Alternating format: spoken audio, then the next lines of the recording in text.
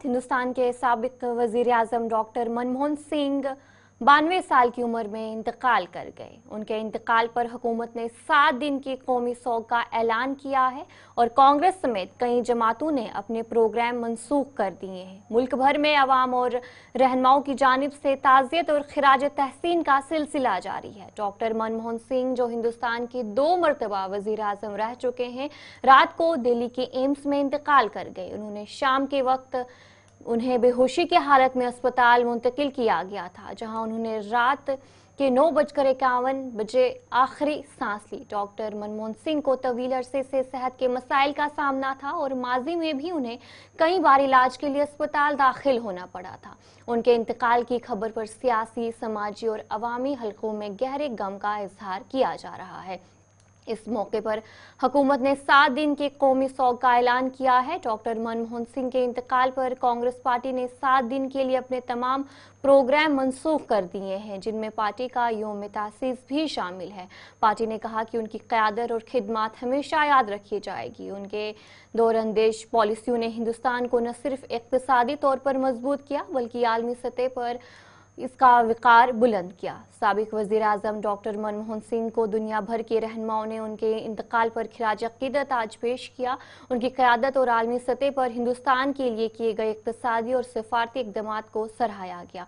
Doctor Manmohan Singh 2004 से 2014 तक हिंदुस्तान के वजीर आजम रहे और उनकी क़यादत में हिंदुस्तान ने 1951 के इक़्तिसादी असलाहत के बाद अपनी मैशत को आलमी सतह पर मुस्तहकिम किया। डॉक्टर मनमोहन सिंह की नरम मिजाजी, दानिशमंदी और अवाम खिदमत के लिए उनका एहतराम किया गया और उनकी खिदमत एक आलमी मेयार के रहनुमा की हैसियत से हमेशा याद रखी जाएगी। वज़ीर आज़म नरेंद्र मोदी ने इस मौके पर साबिक वज़ीर आज़म और कांग्रेस के सीनियर रहनुमा डॉक्टर मनमोहन सिंह के इंतकाल पर गहरे रंज और गम का इजहार किया। एक राष्ट्र के रूप में भी हमारे लिए बहुत बड़ी क्षति है। विभाजन के उस दौर में बहुत कुछ खोकर भारत आना और यहां जीवन के हर क्षेत्र में उपलब्धियां हासिल करना, ये सामान्य बात नहीं है।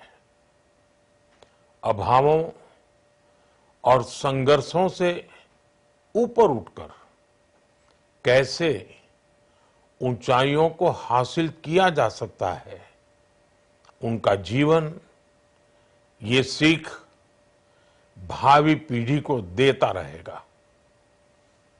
एक नेक इंसान के रूप में, एक विद्वान अर्थशास्त्री के रूप में और रिफॉर्म्स के प्रति समर्पित लीडर के रूप में उन्हें हमेशा याद किया जाएगा। एक अर्थशास्त्री के रूप में उन्होंने अलग अलग स्तर पर भारत सरकार में अनेक सेवाएं दी। एक चुनौतीपूर्ण समय में उन्होंने रिजर्व बैंक के गवर्नर की भूमिका निभाई। पूर्व प्रधानमंत्री, भारत रत्न श्री पीवी नरसिम्हा राव जी की सरकार के वित्त मंत्री रहते हुए उन्होंने वित्तीय संकट से घिरे देश को एक नई अर्थव्यवस्था के मार्ग पर प्रशस्त किया। प्रधानमंत्री के रूप में देश के विकास में और प्रगति में उनके योगदान को हमेशा याद किया जाएगा।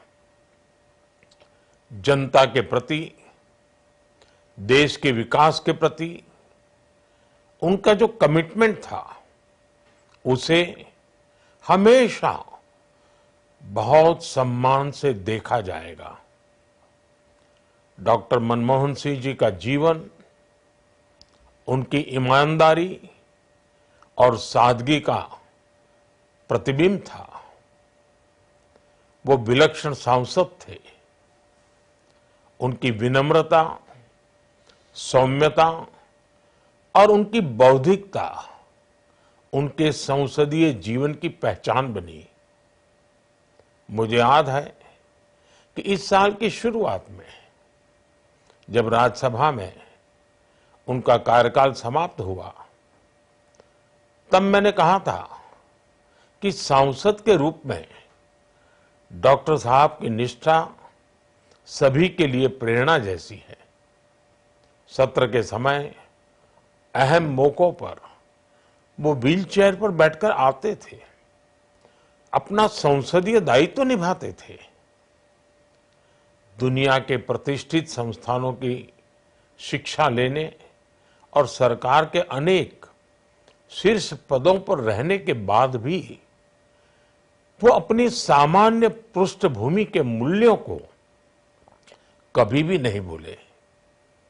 दलगत राजनीति से ऊपर उठकर उन्होंने हमेशा हर दल के व्यक्ति से संपर्क रखा।